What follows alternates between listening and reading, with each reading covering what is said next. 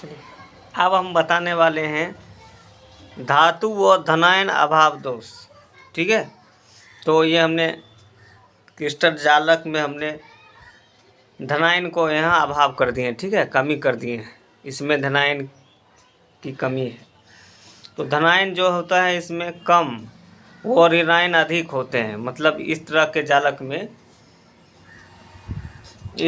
जालक में धनायन जो होते हैं कम होते हैं और ऋणायन अधिक होते हैं। मतलब इस डिफेक्ट में, कौन डिफेक्ट है? धातु व धनायन अभाव दोष। ठीक है, ये दो प्रकार के होते हैं। पहला हो जाएगा धनायन का स्थान रिक्त होने के कारण। ये दो प्रकार के होते हैं। पहला प्रकार है इसमें धनायन का स्थान रिक्त होने के कारण जो अभाव या दोष होते हैं, वो पहला। ठीक है, कुछ धनायन जो लुप्त हो जाते हैं, उनके स्थान पर रिक्ति आ जाते हैं, परंतु उदासीनता बनाए रखने के लिए कुछ धनायन अपनी ऑक्सीकरण संख्या को बढ़ा लेते हैं। ठीक है, कुछ धनायन जो है अपनी ऑक्सीकरण अवस्था को बढ़ा लेते हैं। क्यों बढ़ा लेते हैं? उदासीनता बनाए रखने के लिए। यह दोष परिवर्तित ऑक्सीकरण संख्या दिखाने वाले यौगिक में पाए जाते हैं। कुछ यौगिक जो है अपनी ऑक्सीकरण संख्या को परिवर्तित करते रहते हैं। जैसे हो जाएगा FeS, ठीक है, NiO, FeO, TiO एक्सेट्रा। ये सब जो लिखे हम, ये D ब्लॉक के तत्व हैं। ठीक है, ये सब ऑक्सीकरण संख्या जो है परिवर्तित करते रहते हैं। चलिए, दूसरा है अंतराकाश में अतिरिक्त ऋणायन होने के कारण। ठीक है, अंतराकाश में बहुत ज़्यादा ऋणायन हो जाता है तो भी दोष उत्पन्न होता है। ठीक है, अंतराकाश में अतिरिक्त ऋणायन उदासीनता बनाए रखने के लिए धनायनों पर अतिरिक्त, जो धनायनों है उस पर अतिरिक्त धनावेश आ जाता है। ठीक है, जो धनायन है, जैसे मान लीजिए यहाँ पर हमने एक धनायन दिखाए हैं, इस पर अतिरिक्त जो है धनावेश आ जाता है। यह दोष बहुत कम पाया जाता है। यह दोष है बहुत कम पाया जाता है। आप बता रहे हैं अशुद्धता दोष। ठीक है, अशुद्धता दोष इम्प्योरिटी डिफेक्ट। ठीक है, अशुद्धता दोष। तो आयनिक ठोस है और उसमें अशुद्धि मिला के गर्म करेंगे। आयनिक ठोस में अशुद्धि मिलाकर गर्म करेंगे तो उसके क्रिस्टल में अशुद्धि के परमाणु या आयन आ जाते हैं। ठीक है, तो क्रिस्टल की विद्युत चालकता बढ़ जाती है। जब हम आयनिक ठोस ले लेंगे और उसमें अशुद्धि मिलाकर उसको गर्म करेंगे तो उसके क्रिस्टल में अशुद्धि के परमाणु या आयन आ जाते हैं। ठीक है, तो क्रिस्टल की विद्युत चालकता बढ़ जाती है। जिससे क्या होती है? क्रिस्टल की विद्युत चालकता बढ़ जाती है। उसके बाद यदि जैसे हमने यहाँ पर NaCl की कुछ संरचना बनाए हैं, ठीक है, जालक बिंदु के रूप में दिखाए हैं, जैसे NaCl है। ठीक है, तो इसमें हमने फिर Cl लिखे हैं तो Na को हमने गायब कर दिए हैं। इसको यहाँ पर हमने क्या कर दिए हैं? गायब कर दिए हैं। ठीक है, तो हमने यहाँ पर लिखे हैं कि क्रिस्टल की विद्युत चालकता बढ़ जाती है और छिद्र बन जाएंगे। ठीक है, अशुद्धि इसमें किसी को मिला देंगे। यहाँ पर मिला दिए हमने, अशुद्धि मिला दी है SR को, Sr2+ का। ठीक है, तो अशुद्धि मिला दिए हैं और उसमें से कुछ आयन जो है ना या परमाणु आ गए हैं इसका। यदि अशुद्धि जालक बिंदु में तो ऐसा ठोस प्रतिस्थापित ठोस विलयन कहलाते हैं। ठीक है, यदि अशुद्धि जो है जालक बिंदु में है, यहाँ पर जालक बिंदु में है, तो प्रतिस्थापित ठोस विलयन कहलाते हैं। यदि अशुद्धि अंतराकाश में है, अगर अशुद्धि मान ली कि यहाँ न होकर इस अंतराकाश में है, तो अंतराकाशी ठोस विलयन वो कहलाते हैं। ठीक है, ये इंटरस्टिशियल सॉलिड सॉल्यूशन, और इसका हो जाएगा सब्स्टिट्यूशनल सॉलिड सॉल्यूशन। आप देखो NaCl ले लिए हैं और थोड़ा SrCl2 गलाते हैं दोनों को। ठीक है, दोनों को प्लस कर दिए हैं। तो उसके बाद ठंडा करेंगे तो क्रिस्टल में 2Na+ के स्थान पर ठीक है, Sr2+ आ जाता है एक, ठीक है, जिससे एक छिद्र बनता है और चालकता बढ़ जाती है। तो हमने NaCl को SrCl2+ साथ गर्म किए, तो गर्म करने पर ये क्या बन जाएगा, ये गर्म करेंगे तो ये बन जाता है, देखो ना, ये जो ये धनायन है, ये धनायन, ठीक है, ये इसको विस्थापित कर देता है, ये इसको विस्थापित कर देगा और इसके स्थान पर हॉल बन जाएगा। ठीक है, तो यहाँ पर लिखें NaCl+CaCl2 की अशुद्धि, एग्जाम्पल हो गया इसका, ठीक है, AgCl+CaCl2 की अशुद्धि, ये सब इसका एग्जाम्पल हो गया। ठीक है, तो इसमें 2Na के स्थान पर लिया गया था, ठीक है, जैसे मान लीजिए एक Na यहाँ पर था, एक यहाँ पर था, तो उसमें एक के स्थान पर जो है Sr2+ आया था और एक जो है खाली बन गया हॉल। एग्जाम्पल हो जाएगा NaCl+CaCl2 की अशुद्धि और AgCl+CaCl2 को अशुद्धि, ये इसका एग्जाम्पल है।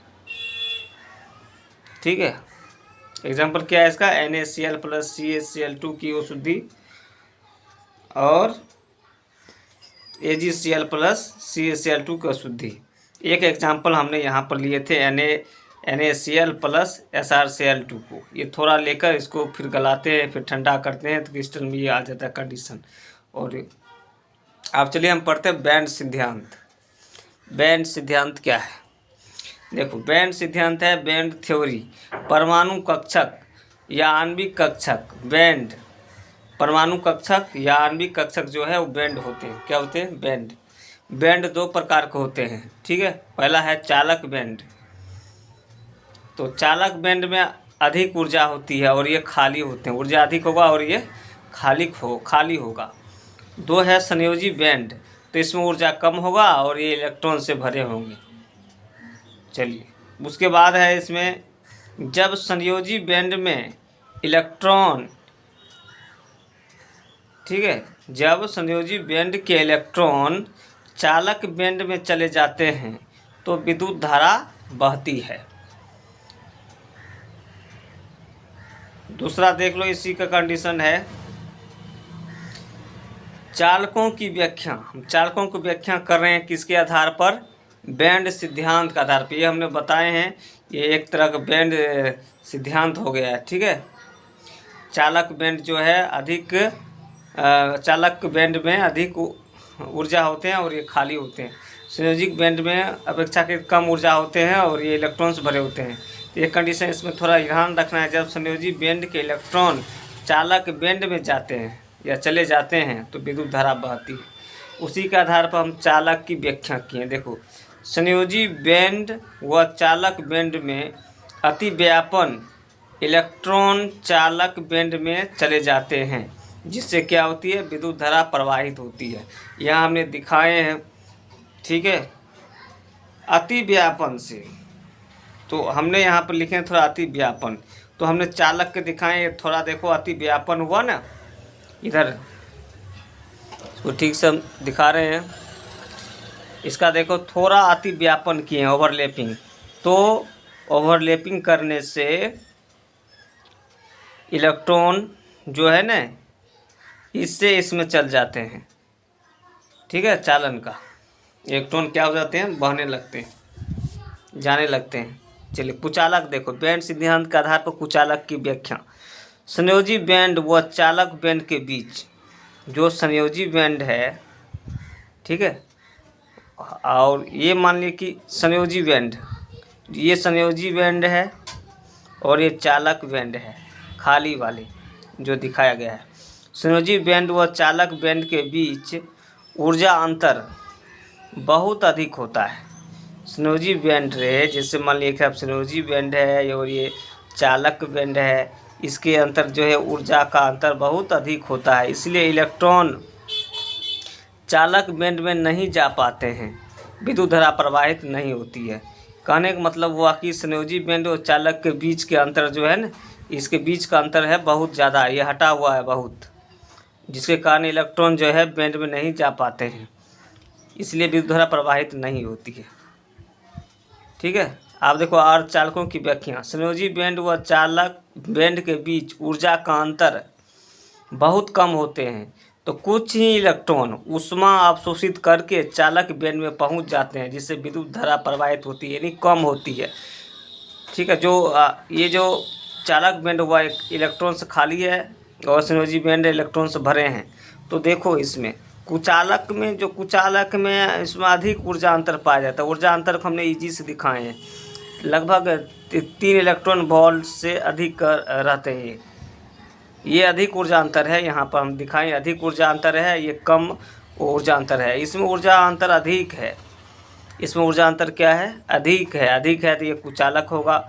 और इसमें ऊर्जा अंतर कम है, यानी 0.1 से हल्का ये ज़्यादा है। ठीक है, 0.1 इलेक्ट्रॉन वोल्ट से हल्का क्या है, ये ज़्यादा है।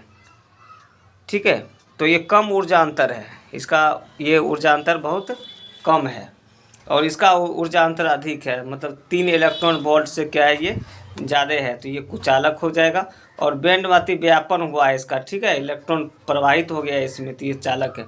ये जो हमने खाली ऐसे दिखाए हैं, इसमें इलेक्ट्रॉन नहीं है, इसको कहते हैं चालक बैंड।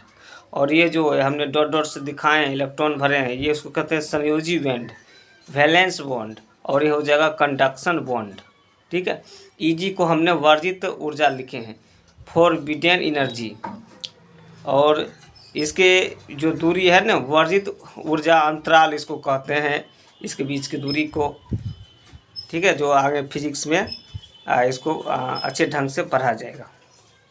ठीक है, अगर हमारा वीडियो या हमारा कंटेंट्स अच्छा लगता है तो आप हमारे चैनल को सब्सक्राइब ज़रूर करें और आने वाले वीडियो के बारे में पहले जानकारी पाए।